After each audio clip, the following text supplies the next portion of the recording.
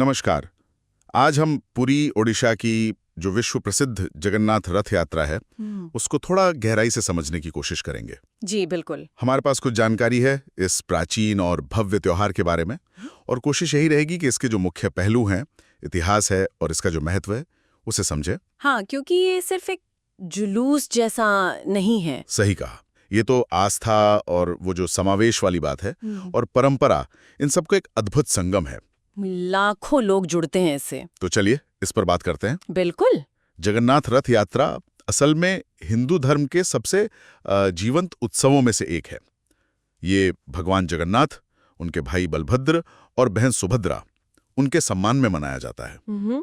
ये एक तरह से उनकी वार्षिक यात्रा का उत्सव है। हाँ, मतलब जब वो अपने भव्य रथों पर बैठकर मुख्य मंदिर से गुंडीचा मंदिर जाते हैं। ये परंपरा काफी पुरानी लगती है ना? बहुत पुरानी। माना जाता है कि ये शायद 12वीं सदी से चली आ रही है। वैसे इसके संकेत तो पुराणों में भी मिलते हैं। अच्छा, पुराणों में भी? जी हाँ। और जो मुख्य मंदिर है उसका निर्माण भी करीब 1136 ईस्वी में राजा अनंत वर्मन चोट गंगादेव ने शुरू करवाया था। और इसका गहरा संबंध भक्ति आंदोलन से भी जोड़ा जाता है, जहां वो व्यक्तिगत भक्ति पर जोर था। इतिहास तो वाकई दिलचस्प है, लेकिन एक चीज जो मुझे हमेशा खींचती है वो है इसका आध्यात्मिक और आप कह सकते हैं सामाजिक संदेश। इसके बारे में थोड़ा बताएंगी? हाँ जरूर। देखिए, आध्यात्मिक तौर पर तो इसे कई तरह से देखा जाता है, जैसे कृष्ण का वृंदावन से मथुरा जाना। हाँ, या फिर भगवान का खुद भक्तों से मिलने के लिए निकालना। लेकिन जो सबसे खास बात है वो है इसकी समावेशिता। सही। मतलब साल भर तो मंदिर के गर्भगृह में प्रवेश के नियम होते हैं, पर रथ यात्रा के दिन कोई जाति, कोई धर्म का भेद नहीं। कोई भी रथ खींच सकता है? बिल्कुल, कोई भी। ये समानता का बहुत शक्तिशाली प्रतीक है। और वो एक दार्शनिक मतलब भी तो है ना, कि रथ शरीर है, देवता आत्मा। हाँ, और रस्सियां, भक्ति या समर्पण, एक तरह से ये आत्मा की यात्रा का ही प्रतीक है।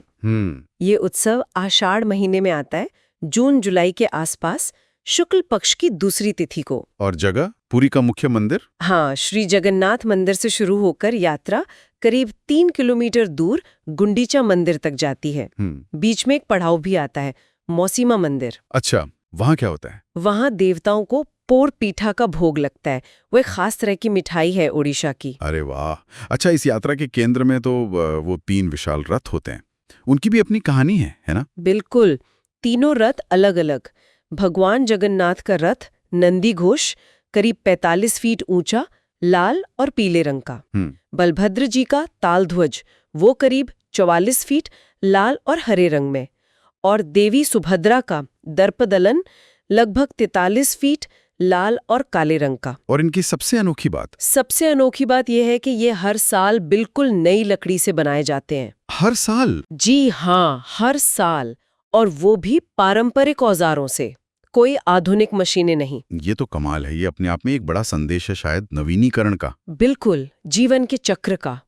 अच्छा, रथ यात्रा से पहले और बाद में भी कई जरूरी रस्में होती हैं। हाँ। जैसे तैयारी शुरू होती है स्नान पूर्णिमा से। उस दिन देवताओं को 108 घड़ों के जल से स्नान कराते हैं। 108 घड़े? हाँ। उसके बाद आता है अनसर या अनवसर काल। ये 15 दिन का एकांतवास होता है। माना जाता है कि स्नान के बाद देवता थोड़े अस्वस्थ हो जाते हैं। अच्छा, मतलब ये मानवीय रूप दिखाने जैसा है। बिल्कुल। फिर नेत्रोत्सव होता है, जब यात्रा से ठीक पहले उनकी दृष्टि वापस आती है। और फिर यात्रा वाले दिन, उस दिन क्या क्या होता है? उस दिन सबसे पहले पहंजी बीजे, मतलब देवताओं को धीरे धीरे एक खास अंदाज में झुलाते हुए रथों तक लाया जाता है। फिर एक बहुत ही खास रस्म है, छेरा पहरा। इसमें जो गजपति महाराज हैं, पुरी के राजा, वो खुद सोने की झाड़ू से रथों के मंच की सफाई करते हैं। राजा खुद? जी हाँ। ये विनम्रता का प्रतीक है कि भगवान के आगे राजा भी बस एक सेवक है। इसके बाद फिर हजारों भक्त मिलकर रथों को खींचते हैं। फिर वो गुंडीचा मंदिर में 9 दिन रहते हैं देवता? हाँ, 9 दिन। और फिर वापसी की यात्रा होती है, जिसे बहुड़ा यात्रा कहते हैं। और वापसी पर भी कुछ खास होता है? हाँ, वापसी पर रथों पर ही देवताओं का सुनाबेश होता है। मतलब सोने के आभूषणों से श्रृंगार, वो बहुत भव्य होता है। अच्छा। और अंत में नीलाद्रि विजय, जब देवता वापस मंदिर के गर्भगृह में जाते हैं।